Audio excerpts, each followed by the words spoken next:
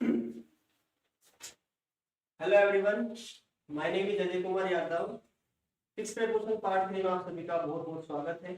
So without any delay let's start the video. Student, आज का हमारा फर्स्ट वर्ड है एयर।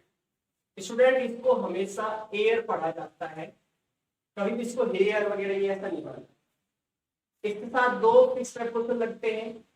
एयर के साथ फर्स्ट जो प्रपोर्शन लगता है वो टू लगता है और एक सेकंड प्रपोर्शन इसके साथ ऑफ लगता है। when to use to and when to use of।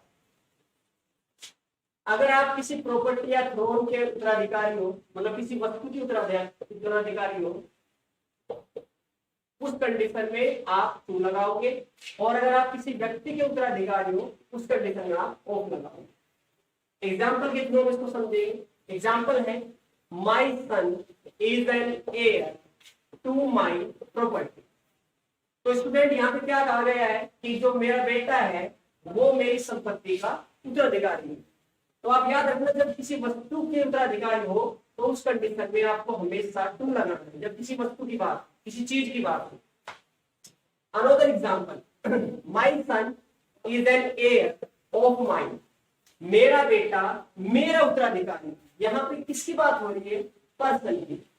तो जब किसी व्यक्ति के उत्तराधिकारी हो उस कंडीशन में आपको ऑफ लगाना है। हेयर टू प्रॉपर्टी और throne heir of a person. और इस हेयर का मीनिंग क्या होता है? सक्सेसर, मींस उत्तराधिकारी।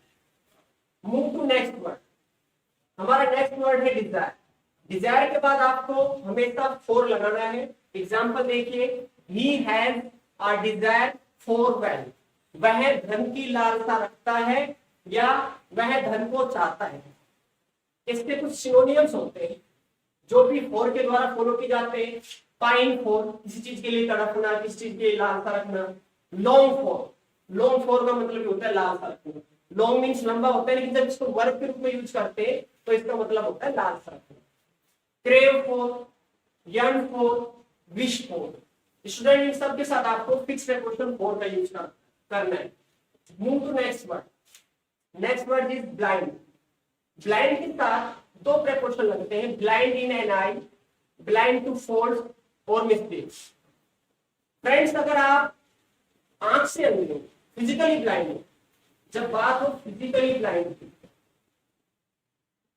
उस कंडीशन में आपको हमेशा इन लगाना है।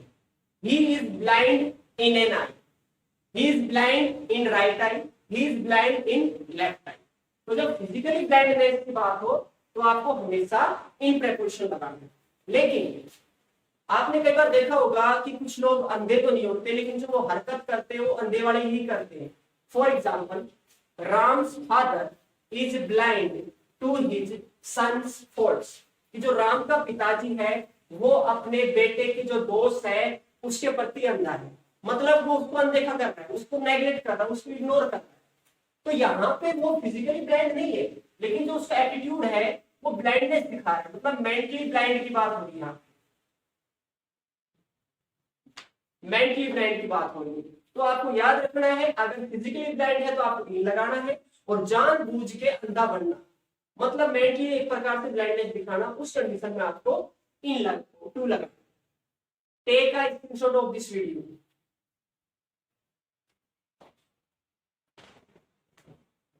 स्टूडेंट, अगला जो वर्ड है हमारा वो है इंडिग्नेंट। इंडिग्नेंट मीन्स होता है नाराज होना। इंडिग्नेंट एट अ थिंग होता है और विद अ पर्सन होता है। एग्जांपल के थ्रू समझेंगे। He is indignant with his wife at her behaviour. वह अपनी पत्नी से नाराज है या क्रोधित है उसके बिहेवियर पर।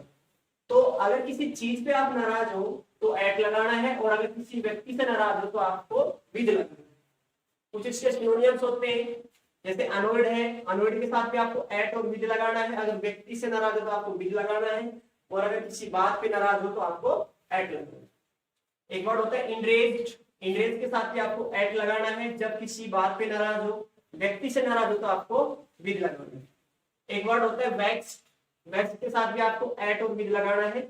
अगर व्यक्ति से नाराज हो तो आपको विद लगाना है, और अगर किसी बात पे नाराज हो तो आपको एट लगाना है। Move to next word.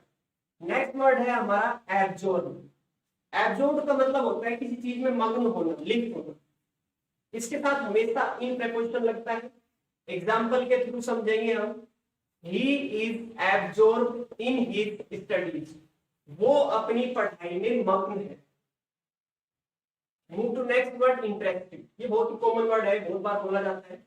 Interested के साथ हमेशा इन लगता है, किसी चीज में आप इंटरेस्ट लेते हो। एग्जाम्पल के थ्रू समझेंगे। He is interested in video games, मतलब वो वीडियो गेम्स में रुचि लेता है।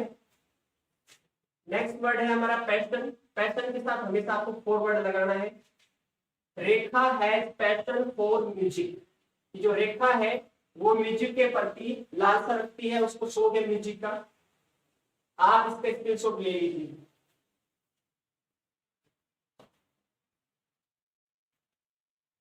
स्टूडेंट, अगला हमारा वर्ड है एंटर। एंटर का मतलब होता है प्रवेश करना। इसके साथ दो कंडीशन अप्लाई होती है। एक तो इसके साथ कोई प्रेपोजिशन नहीं लगता, और एक इसके साथ इनटू प्रेपोजिशन लगता है। जब आप मूवमेंट की बात करते हो, मतलब जब आप अपने प्लेस चेंज करते हो, जैसे बाहर से आप अंदर गए, प्लेस चेंज किया, मोशन किया आपने, उस कंडीशन में यहाँ पे कोई प्रेपोजिशन नहीं लगता। एग्जाम में इनटू लगा के देंगे, वहां पे वो बिल्कुल रॉन्ग हो। ही एंटर्ड द रूम, उसने कमरे में प्रवेश किया। तो जब मूवमेंट की बात करेंगे तो उस कंडीशन में आप कोई प्रेपोजिशन नहीं लगाओगे। लेकिन देखिए अब इनटू कब लगेगा? जब आप किसी एग्रीमेंट में या अलायंस में अपने आप को ज्वाइन करते हो, शामिल करते हो, उस कंडीशन में आप इनटू लगाते हो। जैसे for example, I have entered into an agreement, यानी मैंने अपने आप को समझौते में शामिल किया, मैंने उसको ज्वाइन किया। तो एंट्री इनटू एन एग्रीमेंट होता है, अलायंस होता है। लेकिन जब मूवमेंट की बात आती है तो उस कंडीशन में कभी भी इनटू नहीं लगता। मूव टू नेक्स्ट वर्ड, और आज का अंतिम word surprise.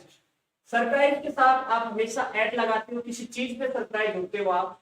For example, he was surprise at his result, यानी वो अपने परिणाम पे चकित हो गया, उसको आश्चर्य हुआ। तो किसी चीज पे आप सरप्राइज होते हो तो सरप्राइज के साथ आप हमेशा एट लगाओ। कुछ वर्ड्स होते हैं इसके सिनोनिम्स भी होते हो।